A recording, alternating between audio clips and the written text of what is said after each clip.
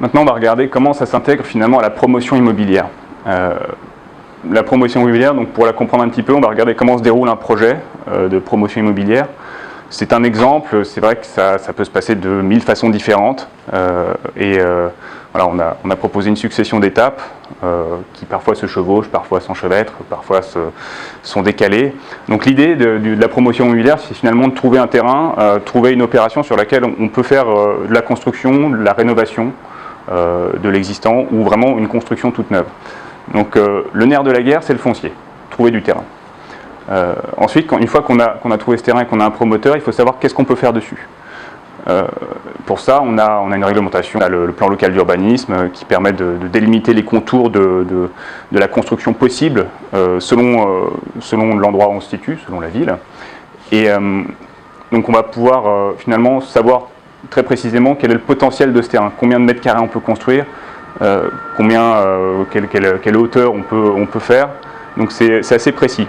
Donc le promoteur va trouver ce terrain, savoir exactement ce qu'il peut faire dessus, et ça va lui permettre finalement de donner une valorisation à ce terrain, avec la méthode du bilan promoteur.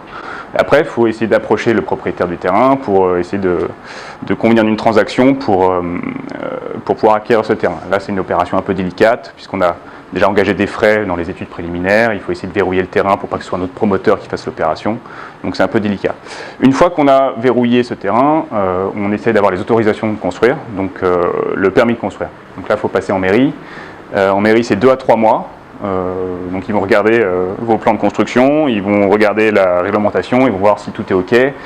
Et si tout est OK, au bout de 2-3 mois, ils vous donnent le permis de construire que vous devez afficher sur le site. Et après, les riverains ont 2 mois pour le consulter en mairie, éventuellement faire des recours s'ils se rendent compte que ça leur porte préjudice. Voilà, donc ça c'est l'étape un peu administrative. Une fois qu'on a balayé tout ça et que tout est autorisé, on peut vendre le projet. Là, il n'est toujours pas construit, donc on va faire de la commercialisation. C'est la fameuse petite cahute qu'on trouve sur les chantiers en général, où il y a un commercial dedans qui vous vend les appartements et vous pouvez les acheter sur plan. Ces appartements sur plan, voilà, ils ne sont pas encore construits, donc il faut faire un petit peu confiance au promoteur, il faut faire confiance en la maquette qui est dans la petite bulle, et vous réservez votre appartement. Et quand le promoteur a réussi à vendre sur plan 50% de son projet, il va pouvoir débloquer des financements. Donc il va pouvoir aller voir la banque, il va pouvoir demander finalement un crédit, obtenir des assurances, des garanties pour le bon déroulement du projet. Donc ça c'est l'étape commercialisation. Et finalement après c'est plus que de la construction, ça déroule. On connaît là les risques liés à la construction, c'est quoi? C'est les intempéries, c'est les tremblements de terre et les tempêtes. Et puis à la fin on a réussi à construire et on livre les appartements aux propriétaires. Donc voilà. Alors j'appelle ça une succession de chevauchements, c'est-à-dire que les étapes peuvent parfois se chevaucher. On peut commencer la commercialisation et la finir pendant la construction. On peut, voilà, l'étape étude, autorisation, selon les accords qu'on peut avoir avec le propriétaire du terrain peuvent se dérouler différemment. Il n'y a pas une façon de voir un projet.